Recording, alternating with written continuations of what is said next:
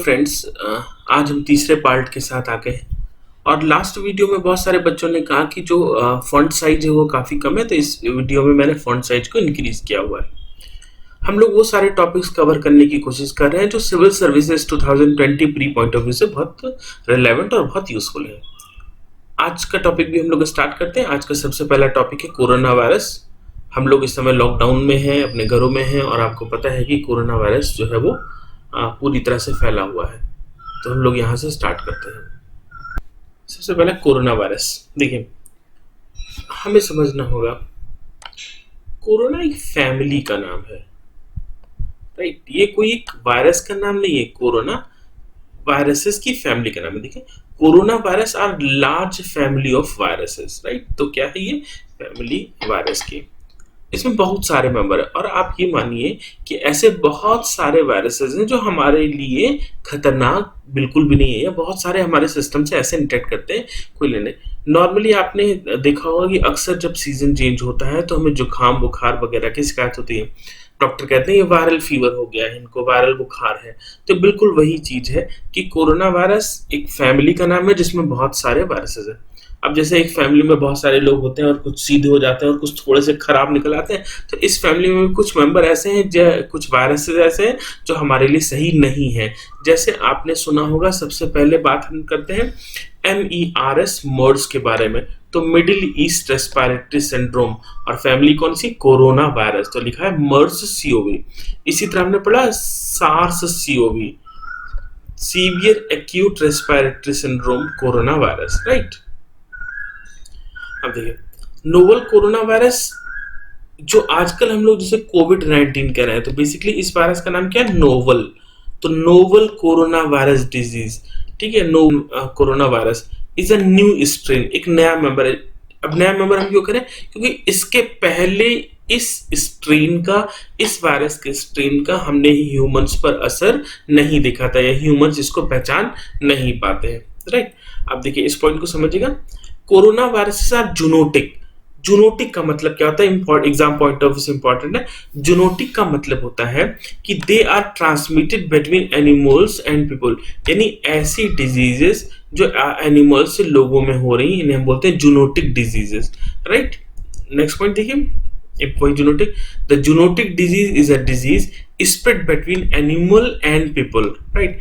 अब देखिए, zoonotic disease can be caused by, अब ये वायरस से भी कॉज हो सकती है, बैक्टीरिया से भी हो सकती है, पैरासाइट से भी हो सकती है और फंगाई से भी हो सकती है। जैसे देखिए, SARS severe acute respiratory syndrome corona virus was transmitted from civet cat to humans, right. तो हमने देखा कि ये एक सीवियर कैट से ह्यूमन में हुई। इसी तरह MERS Middle East respiratory syndrome from camels to human. तो आप देख रहे हैं कि जानवरों से इंसानों में हो रही, इसीलिए हमने क्या नाम दिया, इसे जूनोटिक डिजीज बोला है, right. Several known corona virus are circulating in animals that have not infected humans. पहले मैं डिस्कस कर चुका, बहुत सारे ऐसे कोरोना वायरसेस फैमिली के मेंबर हैं जो हमारे अंदर तो सर्कुलेट होते हैं या ह्यूमन से इंटरेक्ट करते हैं, बट हमें कोई इन्फेक्शन या कोई बहुत ज्यादा नुकसान नहीं पहुंचाते हैं। अब देखिए, आपको पता होगा कि हर देश में अलग अलग एम्पावर्ड ग्रुप बनाए जा रहे हैं, अलग अलग मीटिंग्स हो रही है, WHO भी बहुत कुछ कर रहा है। तो ये सब बड़े जनरलाइज पॉइंट हैं, तो आपको देखने होंगे। बट इसी बीच में एक इंपॉर्टेंट पॉइंट मिला, एक इंपॉर्टेंट मीटिंग हुई GLOPIDR। मैंने ऐसा पाया है अपने एक्सपीरियंस में कि UPSC ऐसी किसी ऑर्गेनाइजेशन को जो बैकग्राउंड में रहकर काफी काम कर रही होती है और बहुत ज्यादा चर्चा में नहीं होती, उसको पूछता है। तो आपको इसके बारे में थोड़ा सा वर्कआउट करना है। GLOPID के बारे में, global research collaboration for infectious disease preparedness. तो ये क्या है, एक ऐसी ग्लोबल अलायंस है इंटरनेशनल रिसर्च के लिए जो फंडिंग प्रोवाइड करता है और एपिडेमिक से लड़ने के लिए लोगों को कैसे लड़ना है, कि स्ट्रेटजी तैयार करने का काम करता है। कोरोना के बारे में आप लोग ने काफी कुछ पढ़ा है, हम लोग कुछ इंपॉर्टेंट पॉइंट डिस्कस कर रहे हैं। एक पॉइंट और मैं यहाँ पे आपको क्लियर करता हूँ। तो ये वायरसेस को हम लोग मेजॉरिटी में दो भागों में बांट सकते हैं इनकी क्लासिफिकेशन के बेसिस पर। Number 1 RNA virus and number 2 DNA virus. पहला कौन सा, RNA। आप हमें कमेंट बॉक्स में जरूर बताइएगा RNA वायरसेस किसे कहते हैं और DNA वायरसेस किसे कहते हैं। देखिए, जो वायरस है RNA है और DNA वायरस। तो कोरोना वायरस जो है वो RNA टाइप वायरस है, कैसे वायरसेस है? आरएनए टाइप वायरसेस है। दोनों वायरसेस के टाइप्स में से आरएनए और डीएनए वायरसेस के टाइप में से आरएनए वायरस जो होते हैं वो ज्यादा डेडली होते हैं, ज्यादा खतरनाक होते हैं। इसके डेडली होने के पीछे भी दो रीजंस हैं। कितने रीजंस हैं? दो। क्यों आरएनए वायरस खतरनाक होते हैं? नंबर वन, पहला, ये हमारे ह्यूमन हेल्थ के लिए कॉम्पिटेबल नहीं है, इन्फेक्शियस होते हैं। नंबर टू, इनमें म्यूटेशन बहुत ज्यादा होता है। म्यूटेशन का मतलब है कि वायरस स्ट्रक्चर चेंज करता रहता है। सपोज करो आज की डेट में कोई वैक्सीन डेवलप भी हो जाए, तो क्या वैक्सीन से ये वायरस पूरी तरह से सही हो सकता है? शायद नहीं। हो सकता हो कि अगले साल इस वायरस का कोई और स्ट्रक्चर हमारे सामने हो, राइट? तो ये होता है आरएनए वायरस की प्रॉब्लम। तो आरएनए वायरस क्यों खतरनाक है? क्योंकि इन्फेक्शियस है, ह्यूमंस के लिए सही नहीं है, एज वेल एज इसमें म्यूटेशन के बहुत ज्यादा चांसेस रहते हैं। ऑल्दो जो ये कोरोना वायरस है, ये वैसे तो खतरनाक नहीं है, सभी के लिए बहुत खतरनाक नहीं है, बट इसका जो ओवरऑल फैटेलिटी रेट है दैट इज 2.3%, यानी जितने लोगों को भी होगा अभी तक के डेटा के अकॉर्डिंग उसमें 2.3% की डेथ हो सकती है। बट ये एज के साथ चेंज होता है। जो सबसे ज्यादा खतरा है वो 80 प्लस ईयर्स के लोगों के लिए है। 15% of corona virus affected patient में डाई, और ऐसे लोगों में खतरा और बढ़ जाता है जिनमें कोई एसोसिएटेड प्रॉब्लम है। अब इसका सॉल्यूशन क्या है? देखिए, ये तो प्री पॉइंट ऑफ व्यू से इंपॉर्टेंट होगा। मेन पॉइंट्स ऑफ व्यू से देखें कि हमें क्या करना चाहिए ऐसे डिजीज के लेवल में, तो इसको आप पढ़िएगा, पॉज करके नोट कर लीजिएगा।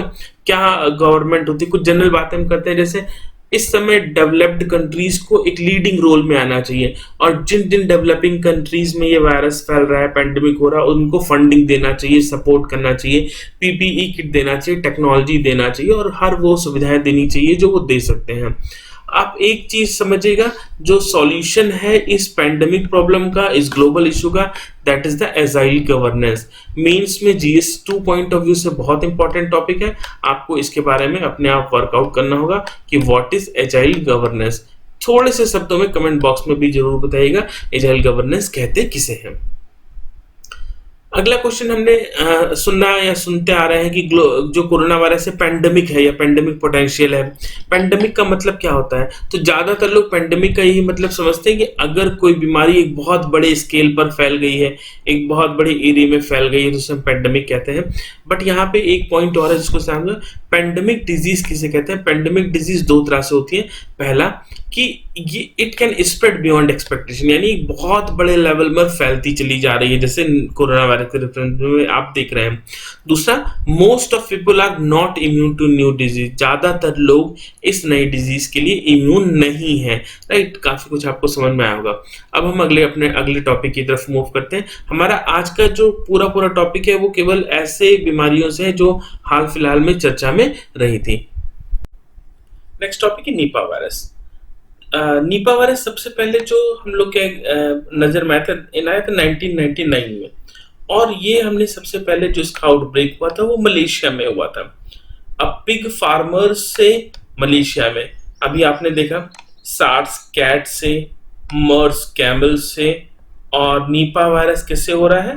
पिग से, राइट? पिग से फार्मर में हो रहा है और मलेशिया में स्टार्ट हुआ।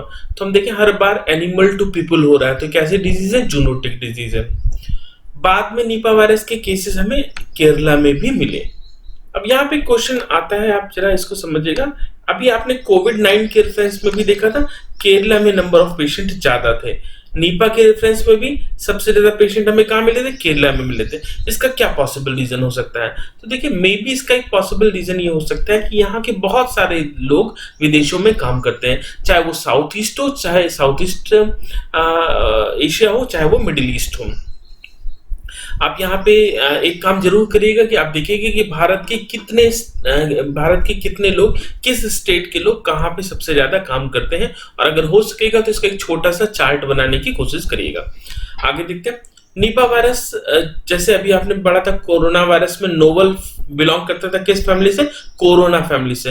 तो वैसे ही ये जो वायरस है नीपा वायरस, ये एक ऐसी फैमिली से बिलोंग करता है जिसे हम बोलते हैं henipa virus, right? Important point है, नोट करिएगा। कभी कभी होता है कि बहुत चर्चा में चीजों को नहीं पूछा जाता है, किसी पुरानी डिजीज को यूपीएससी है अदर एग्जाम पे। तो नीपा भी जो होता है वो आरएनए वायरस है। आरएनए वायरस, अभी हम लोग ने बात की थी 2 टाइप के वायरसेस थे, आरएनए और डीएनए वायरसेस। आरएनए वायरस मतलब ribo nucleic acid virus. DNA deoxy ribo nucleic acid virus. RNA virus, मैंने आपको डिस्कस किया कि दोनों वायरसेस में आरएनए वायरस ज्यादा खतरनाक होते हैं। RNA virus most common cause of disease in human, ज्यादा ह्यूमन के लिए इन्फेक्शियस है, as well as high mutation rate compare to DNA virus, इसलिए दोनों तरह से में आरएनए वायरस ज्यादा खतरनाक होते हैं। तो नीपा वायरस हो चाहे कोरोना वायरस है, कैसे टाइप के वायरसेस है, that are RNA type virus. Transmission कैसे होता है, देखिए हमें पता है ज्यादातर डिजीज कैसी है, जूनोसिस है, अभी हम लोग बात कर चुके हैं, means disease transmitted from animals to human, right. Zoonosis disease आप पीछे भी देख चुके हैं, चाहे वायरस से हो सकती हैं, बैक्टीरिया, फंगाई, पैरासाइट्स। कुछ और एग्जांपल हम लोग लेते, आप लोग थोड़ा थोड़ा इनके बारे में जरूर पढ़ेगा। Anthrax, bird flu, Ebola, dengue, rabies, malaria, swine flu, these are zoonotic disease, right. अब देखिए ये जो नीपा वायरस था, ये ह्यूमंस में आया कहां से, तो ऐसा माना जाता है कि फ्रूट बैट्स, फ्लाइंग फॉक्स में ये नीपा वायरस इनसे और ह्यूमन के इंटरेक्शन से आ गया। जैसे ऐसा हुआ होगा कि शायद कुछ बैट्स ने कुछ फ्रूट्स को खाया होगा और उन्हीं फ्रूट्स को ह्यूमंस ने खाया होगा, मे बी इस तरह से ट्रांसमिशन हुआ हो। एक बहुत बड़ा रीजन ये भी है इन वायरस के फैलने का, क्योंकि लॉस ऑफ नेचुरल हैबिटाट, आपने इन्वायरमेंट इकोलॉजी में पढ़ा होगा कि बहुत ज्यादा डिग्रेडेशन का रीजन है कि जो इन जानवरों के नेचुरल हैबिटाट है वो लगातार क्या होते जा रहे हैं, कम होते चले जा रहे हैं, लगातार डिस्ट्रक्शन होता चला जा रहा है एंथ्रोपोजेनिक रीजंस के कारण। तो अब इससे क्या हो रहा है कि इस तरह की डिजीजेस बढ़ रही हैं। तो अगर हमें फ्यूचर में इन डिजीजेस को कंट्रोल भी करना होगा तो इन इकोलॉजी कंजर्वेशन एक इंपॉर्टेंट आइडिया होगा और हमें इन नेचुरल हैबिटाट का प्रोटेक्शन करना ही होगा, ताकि किसी भी जीनस का, किसी भी जानवर का हैबिटाट डिस्ट्रॉय ना हो।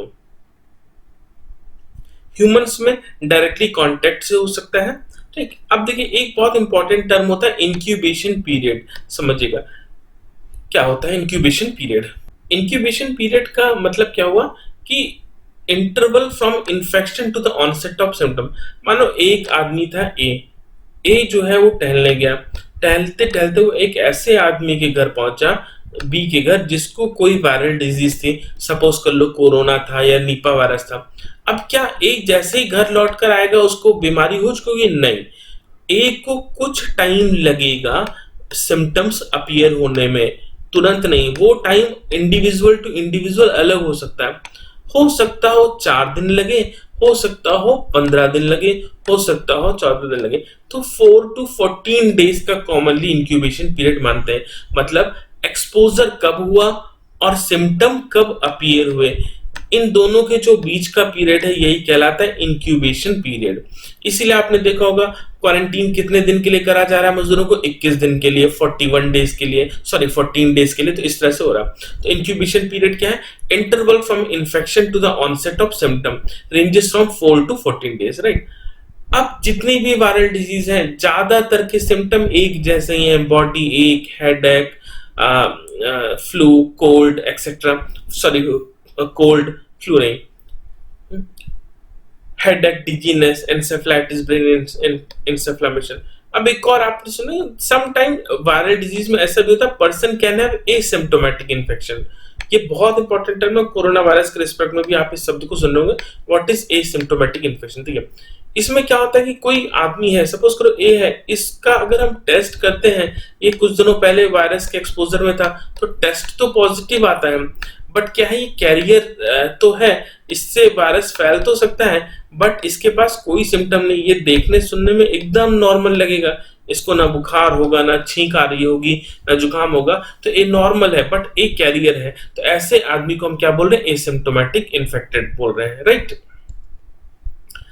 अब देखो कुछ वायरल डिजीज का ट्रीटमेंट क्या होता है, तो आपको पता होगा कि भाई ज्यादातर वायरस डिजीज का कोई ट्रीटमेंट नहीं है, देयर इज नो वैक्सीन और नो ड्रग।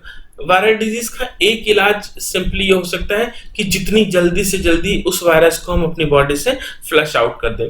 इसीलिए आपने देखा होगा कि कभी किसी को डेंगू हुआ हो या कोई और चिकनगुनिया हुआ हो, तो डॉक्टर कहता है खूब ज्यादा लिक्विड इनटेक कराइए, खूब पानी पिलाइए, चीनी पानी पिलाइए। क्यों? ताकि जितना ज्यादा हम पानी पिएंगे उतना ज्यादा ही हमारा जो वायरस है वो फ्लश आउट होने की प्रोबेबिलिटी होगी। राइट, अब आप देखिए इसमें कौन से टेस्ट यूज करते हैं वायरस की जांच के लिए। आरएनए वायरस की जांच के लिए ये निपा वायरस के रेफरेंस में भी सही है, कोरोना के रेफरेंस में भी सही है। अब आगे एक वीडियो में हम इन टेस्ट की डायग्नोसिस, इनके तरीकों को डिस्कस करेंगे। हो सकता हो कि यूपीएससी इस पे से क्वेश्चन पूछे, और तो बहुत टेक्निकल होगा। तो सबसे पहला टेस्ट होता है आरटीपीसीआर। आपके पॉइंट ऑफ व्यू से या अभी के पॉइंट ऑफ व्यू से आप सिंपली नाम को याद रखें, real time polymerase chain reaction test. तो आपसे पूछ सकते हैं आरटीपीसीआर टेस्ट किस तरह की बीमारियों के लिए हो सकता है या किस तरह की बीमारियों को जानने के लिए करते हैं। तो ऐसी सारी बीमारियों को जानने के लिए कर सकते हैं जो कि वायरल इन नेचर है या कि जो थ्रू वायरस हो रही हैं, जिनके जो वायरस के थ्रू फैल रही है। एलिसा टेस्ट के बारे में आपने सुना होगा, डेंगू में, एड्स में आप एलिसा टेस्ट के बारे में सुनते हैं। क्यों? क्योंकि ये सारी जो है ये वायरल डिजीज है, थ्रू वायरसेस हो रही हैं। आप हमें कमेंट बॉक्स में बताइएगा डेंगू किस वायरस से होता है, ठीक है, और एड्स किस वायरस से होता है। इसी तरह से पीसीआर टेस्ट भी हम लोग देख रहे हैं। तो RTPCR test, ELISA test, PCR test, ये कुछ टेस्ट है जिससे हम किसी भी वायरल डिजीज को आइडेंटिफाई कर सकते हैं। हमारा नेक्स्ट टॉपिक है acute encephalitis syndrome. Acute encephalitis syndrome last year जुलाई अगस्त के टाइम पे काफी ज्यादा चर्चा में था, और आपने याद होगा कि बिहार में एक पर्टिकुलर टाइप का बुखार चला था, चमकी बुखार। तो चमकी बुखार को ही हम इससे रिलेट करके देख सकते हैं, एक्यूट एन्सेफेलाइटिस सिंड्रोम। क्या हुआ था कि अचानक से क्या हुआ कि ऐसी खबरें आने लगी कि लीची खाने से बहुत सारे लोगों की डेथ होने लगी, और स्पेशली बच्चों की। जो भी बच्चा लीची खा लेता था उसकी डेथ हो। धीरे धीरे ऐसा र्यूमर फैला कि आम लोगों ने भी लीची खाना छोड़ दिया। लोगों को लगने लगा कि लीची में कोई वायरस है, लीची में कोई इन्फेक्शन है। बट एग्जैक्टली रीजन क्या था, आइए इस लेक्चर में हम देखने की कोशिश करते हैं। देखिए, सबसे पहले इस लेक्चर को समझने के लिए, इस डिजीज को समझने के लिए हमें कुछ पॉइंट्स को समझना होगा। सबसे पहले एन्सेफेलाइटिस किसे कहते हैं, तो आप ऐसे समझिए ब्रेन का जो नेम है that is also known as encephalon, ठीक है। Itis, encephalon stand for brain, itis stand for inflammation. अगर किसी चीज में कोई पैथोलॉजी है, कोई प्रॉब्लम आ रही है, तो उसे हम बोलते हैं आइटिस। तो जैसे एक और समझे, साइनस एक नॉर्मल स्ट्रक्चर का नाम है। नोज के अंदर एक स्ट्रक्चर है जिसको हम बोल रहे हैं साइनस, और जब उसका इन्फ्लामेशन हो जाता है साइनोसाइटिस। आपने सुना होगा ऑस्टियोआर्थराइटिस, अपेंडिसाइटिस। तो ये आइटिस स्टैंड फॉर इन्फ्लामेशन। तो वैसे एनसेफेलॉन नाम है ब्रेन का, और whenever the inflammation of brain occurred known as encephalitis, right. तो जो डिजीज फैली बिहार में that is known as acute encephalitis syndrome, इसको जोड़कर देखा गया लीची से। बेसिकली यहाँ पे एक चीज हम समझते हैं, हाइपोग्लाइसीमिया और ग्लाइसीमिया और हाइपरग्लाइसीमिया। ग्लाइसीमिया का मतलब होता है amount of sugar in the blood. Hyperglycaemia मतलब शुगर का बहुत ज्यादा बढ़ जाना, हाइपोग्लाइसीमिया का मतलब शुगर के लेवल का कम हो जाना। अब देखिए हुआ, acute encephalitis syndrome is a collective term. जो एन्सेफेलाइटिस सिंड्रोम है ये बहुत बड़ा टर्म है, ये कई सारे डिजीज में हो सकता है, किसी पर्टिकुलर डिजीज का नाम नहीं है। तो इसमें बहुत सारी प्रॉब्लम जैसे मेंटल कंफ्यूजन, डिसओरिएंटेशन, कन्वर्जन, तो अलग अलग चीजों के कारण हो सकता है। मेनिंजीज, जो ब्रेन की लेयर होती है उन्हें हम बोलते हैं मेनिंजीज। तो कभी कभी इनका इन्फ्लेमेशन हो जाता है तो वो मेनिंजाइटिस कहलाता है। जैसे आपने एक बीमारी के बारे में सुना होगा जापानीज एन्सेफेलाइटिस। तो Japanese encephalitis associated with meningitis, the inflammation of brain, ठीक है। Japanese encephalitis is a viral disease, right. इसी तरह आपने सुना होगा इंसेफेलोपैथी, सेरिब्रल मलेरिया। तो ये सबसे जो प्रॉब्लम क्रिएट हो रही है, इन सबको हम नाम दे रहे हैं एक्यूट एन्सेफेलाइटिस सिंड्रोम। पॉइंट समझने की कोशिश करेगा। जो एक्यूट एन्सेफेलाइटिस सिंड्रोम है ये एक सेट ऑफ सिम्टम्स हैं जिसके कारण कई सारे हो सकते हैं। मैंने बताया ये वायरल भी हो सकता है, बैक्टीरियल भी हो सकता है, और थ्रू केमिकल चेंजेस भी हो सकता है। अब देखिए, अगर वायरल है, इन्फ्लेमेशन किसी इन्फेक्शन से हो रहा है, वायरल है, बैक्टीरियल है, तो हम बोले इंसेफेलाइटिस। अगर वो बायोकेमिकल से हो रहा है तो हम बोले encephalopathy. Encephalitis, an inflammation of brain cell due to viral or bacterial disease known as encephalitis. Encephalopathy, brain damage caused occur due to an environmental toxin, किसी टॉक्सिन से हो रहा है। तो दोनों बातों में अंतर है। हाइपोग्लाइसीमिया और हाइपरग्लाइसीमिया और समझिए। Hypoglycaemia means low blood sugar level, hyperglycaemia means high blood sugar level. अब देखो इस बीमारी का लीची से कनेक्शन क्या था। तो लीची में एक टॉक्सिन पाया जाता है, एक नेचुरल अकरिंग सब्सटेंस पाया जाता है जिसे हम बोलते हैं methyl cyclopropyl, MCPG, methyl methylene cyclopropyl glycine, MCPG. Important है, नोट कर लीजिएगा। अब क्या होता था, ये एक नेचुरल टॉक्सिन है जो हाइपोग्लाइसीमिया अकर करता है। यानी आप अगर लीची खाइए रात को सोते समय तो आपके ब्लड शुगर लेवल क्या हो जाएगा, कम हो जाएगा। अब ऐसे बच्चे हैं जिनको खाने को नहीं मिलता है, माल न्यूट्रिशन है, उन्होंने दिन भर खाना नहीं खाया और रात को सोते समय, मुजफ्फरनगर वगैरह में लीची की पैदावार अच्छी है, सस्ती होती है, तो केवल लीची खा के सो गए। अब जब केवल लीची खा के सो गए, दिन भर कुछ नहीं खाया था, दिन भर कुछ नहीं खाने की वजह से ब्लड शुगर लेवल कम था और लीची खाने से ब्लड शुगर लेवल कम हो गया और उनको हो गया हाइपोग्लाइसीमिक शॉक। तो हाइपोग्लाइसेमिक शॉक होने से उनका जो ब्रेन था उसने काम करना बंद कर दिया या वो शॉक की स्थिति में आ गया और अल्टीमेटली डेथ हो गई। तो समझिए लीची से बीमारी नहीं फैल रही थी। अगर कोई नॉर्मल इंडिविजुअल या कोई नॉर्मल वेल नरिश्ड बच्चा लीची खाएगा तो कुछ भी नहीं होगा। तो यहाँ पे जो एग्जैक्टली कॉज था वो लीची नहीं थी, वो जो कॉज था वो अंडर नरिशमेंट था। ठीक है, तो अंडर नरिशमेंट इसका कॉज था। क्या ये कोई वायरस से हो रहा था? Is any virus involve in causing hypoglycaemic encephalopathy? No, इसमें कोई वायरस नहीं था। ठीक है, और दूसरा पॉइंट, इसका ट्रीटमेंट क्या हो सकता है? तो देखिए ट्रीटमेंट का वही मैंने बताया आपको कि जिसमें शुगर ग्लाइसीमिया हुआ है या हाइपोग्लाइसीमिया है तो इसमें हमें any how sugar level maintain करना होगा। तो कुछ देखिए आपने अक्सर देखा होगा कि डॉक्टर ग्लूकोज चढ़ा रहे हैं या ऐसा, तो इसमें क्या करना है, 10% ऑफ डेक्सट्रोज हमें बच्चे को रिफ्यूज करना है। एनी हाउ हमें उसका शुगर लेवल मेंटेन करना होगा। अब देखो ये तो बहुत स्पेशलाइज बात हुई। मेंस पॉइंट ऑफ व्यू से ऐसी बीमारी फ्यूचर में ना हो तो हमें क्या करना होगा? तो हमें बिल्कुल क्लियर है कि इसमें हमें दोनों रोल देखने होंगे कि गवर्नमेंट को क्या करना होगा और पेरेंट्स को क्या करना होगा। ठीक है, तो गवर्नमेंट का रोल यही हो सकता है कि एनी हाउ सारी सप्लाई मेंटेन हो, हेल्थ केयर फैसिलिटीज अच्छी की जाए और किसी भी तरह इधर मिड डे मील प्रोग्राम और मनरेगा थ्रू आंगनबाड़ी हम लोग ये इंश्योर करने की कोशिश करें कि बच्चे को दिन में भी खाना मिले। और दूसरा जो पेरेंट्स को करना होगा, उन्हें ये भी इंश्योर करना होगा कि रात में बच्चे खाना खाए बिना ना सोएं, स्पेशली इस रीजन में, क्योंकि हाइपोग्लाइसेमिक शॉक एक बहुत कॉमन कॉज था इस डेथ में।